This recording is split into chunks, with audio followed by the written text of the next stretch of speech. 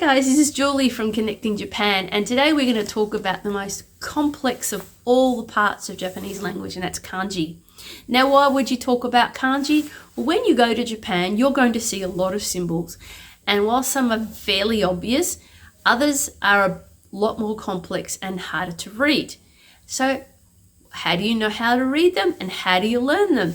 Well, there's a few ways. Obviously, you can memorize them, which might take you a long time. You could write them out so you can recognize them that way. Now, both of these methods might work for certain people, but if you're neither a visual person and you don't have any other way of learning, having these in little labels of the common objects might help you to remember them.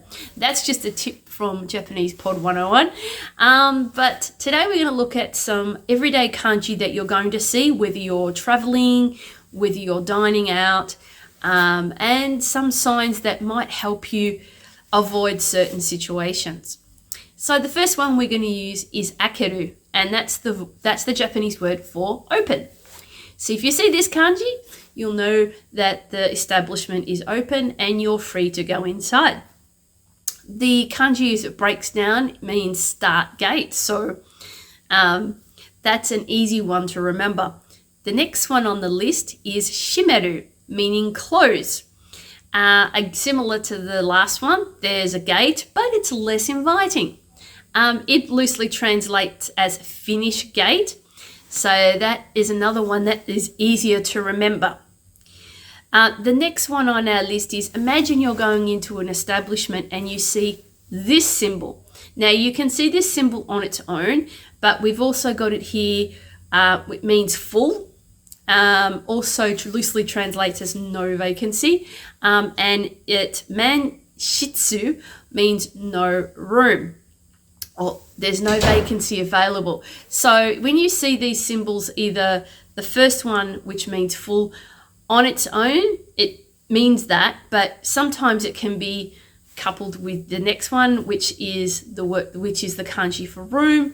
It could be one with people. It could be coupled with anything. But if you see the first one, you know that that room, building, whatever it is full, and there is no bookings available for you.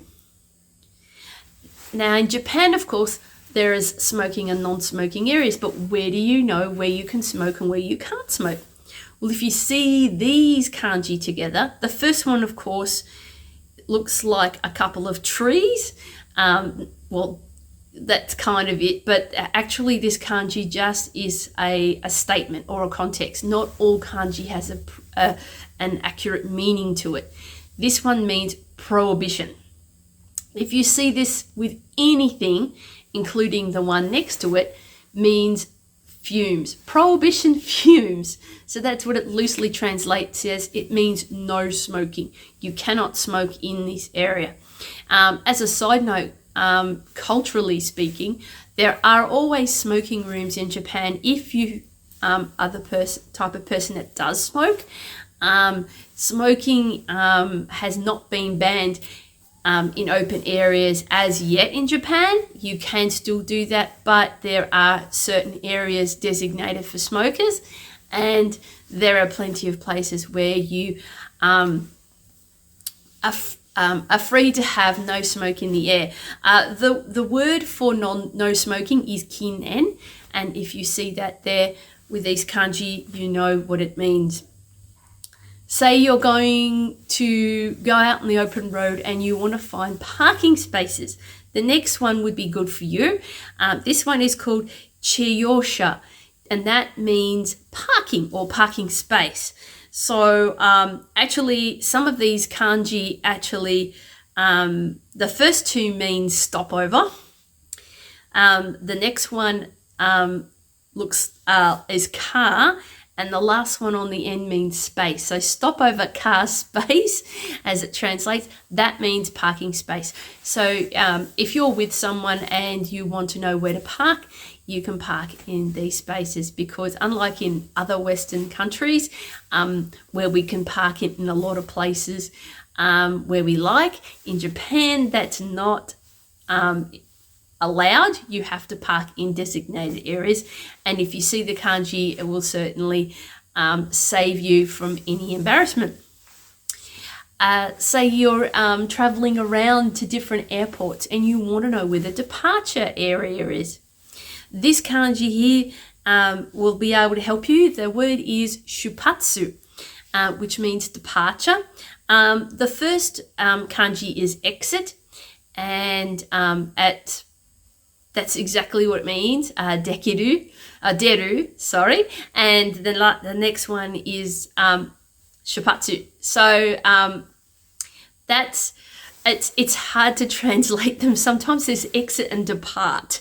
So in English, so in Japanese, it's a little harder because some of the kanji actually not only are nouns, they are also verbs, but it's exit, departure. So unfortunately, sometimes it's very hard to translate. But if you see this in the airports or anywhere of that kind, it just tells you this is where the departures go through. Imagine, or on the opposite side of the coin, you're wanting to find an arrivals lounge. You're going to pick up someone from the airport. This kanji here is for, the word is tocheya, and it is 3 kanji here. The first 2 mean to proceed, and the last one is the verb to arrive. So to arrive as well. So it's easier to remember, and you'll see these in just about everywhere. Now, they will be coupled with a few different kanji because there will be domestic and international in front of them. But if you see these, you know that you're on the right track. The next one, of course, is anywhere that you want to go in Japan and you want to know where the exit is. The word for exit in Japanese is doguchi or donuchi. It depends on how you pronounce it because there's different pronunciations and dialects in Japan. But the first one, of course, is, again, deru, meaning exit, and portal or mouth, which is the square, is guchi. So not to be well, you could think of it sort of like says as the fashion brand says. So it's duguche or du-nuche, depending on how you say it. But this is the word for exit. So this one is pretty much easy to remember because you often see the first kanji, even on its own, says exit. So you don't really need the square after it. But usually when you see them together in Japan, that's often the case. You also see it with any entry. The next one on our list as well, entry. Kinio is one way that people actually use the word for entrance. But this is heiru. And it's a verb, and it means to enter. And you can see this one everywhere. You can always see it. And we've added the hiragana to this, but you always just see the kanji on its own. A lot of the time, just like we shorten things in Australia, Japan often does the same thing. So to save on space, you'll see the kanji more often than the alphabet. Okay, so you're wanting to know where the station is. This is a common one that many tourists need to know. And the word for train station in Japan is called eki. It's broken down into 2 very interesting kanji. We're just going to show you the kanji as it is. The first one is horse, and the second one is the Chinese kanji for measure. So there's probably a bit of a story behind this one, but it also sort of similarly looks like, at a stretch, it sort of looks like the JR symbol. Now, JR stands for Japanese Railway. That's probably the way I remember it. And it's one of the largest rail networks in the country. And you're going to be using it an awful lot if you travel to Japan anyway. So the next one on our list is you're looking for an airport. The word for airport in Japanese is kekko. And it is 2 different kanji here, and this one actually makes a lot of sense. The first one is the kanji for sky, and the second kanji is the kanji for harbor. So Sky Harbor, yeah, that sounds pretty straightforward to me. And you will see this one when you see these on any sign, it will also have the name of the area that it's for as well. But if you see these two together, there's a good chance that that's what it means. Say you're going to a restaurant and you want to avoid spicy food. Now, traditionally in Japan, they don't have a lot of spicy food, but this kanji here is one that you will see. If you see it, you know to avoid that food if you're not the kind of person that enjoys them. Alternatively, if you want to, there's a couple of words they use for hot and cold. Now, like we didn't mention it before, but some words are the same and the kanji are different. So the word for hot, for instance, is atsui. And that can be hot as in the weather, obviously it's not hot right now, and hot when you're eating something. So we have both the kanji here. So that's hot for the weather and that's hot that you eat.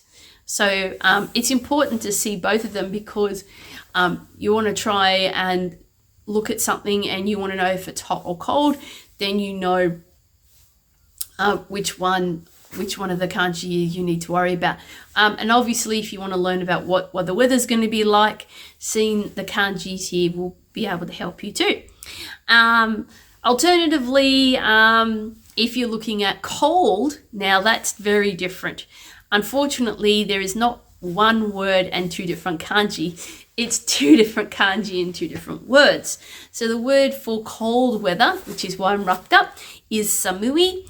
And that's the kanji for this one. But if you want to touch something and go, oh, it's cold, that is sumitai.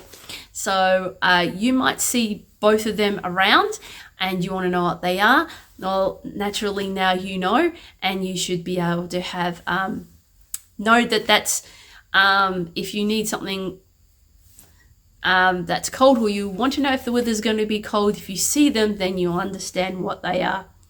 Now, this is a kanji that is really important if you're wandering around and you see this one. Now, again, we've talked about the word prohibition, and you can see the kanji at the very end here. And this word is tachiri kinshi.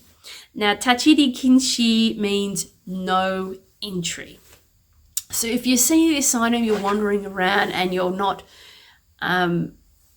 really looking at things and you see this sign, you know that you can't enter it. So the first kanji on this list here is the word for stand, and then you've got the entry one we've already seen, and then the last part is prohibition.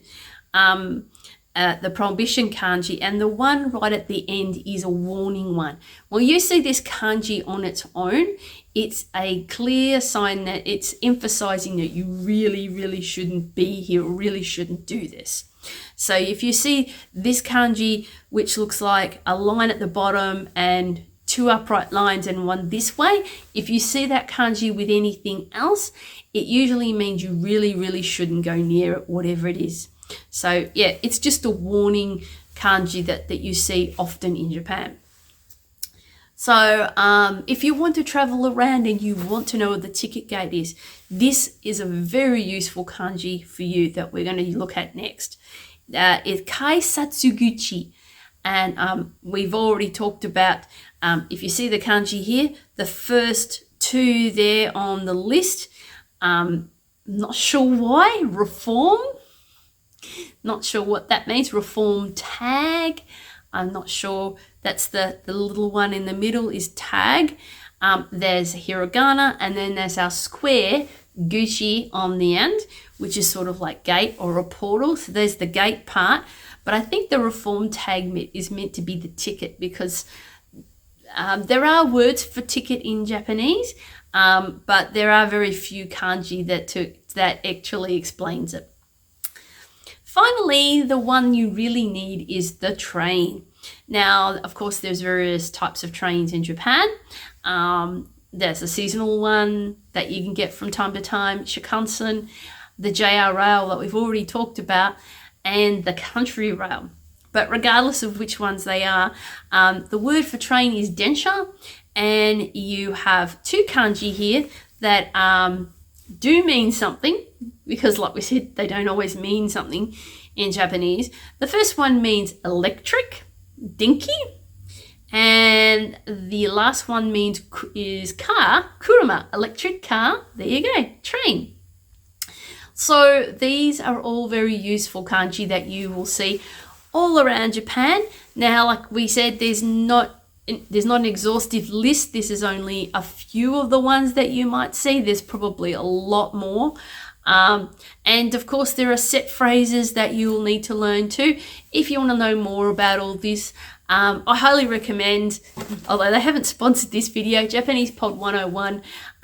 There's the free lessons, or you can watch some of the smaller YouTube videos where they show scenarios helping you, whether you need to negotiate a passport control in the airport, or book a reservation for a room, or you're meeting and greeting a Japanese friend in their home for the first time.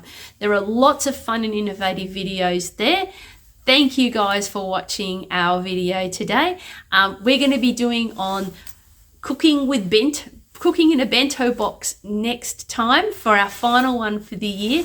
I hope you guys can watch that. If you haven't been part of our socials yet, you can join us on Facebook or Instagram. Not on WhatsApp yet because we're not in Japan. And obviously, please like and subscribe our videos. We'd love to hear from you. Thank you so much for watching. And from all of us here at Connecting Japan, ja mata ne. See you next time. Bye.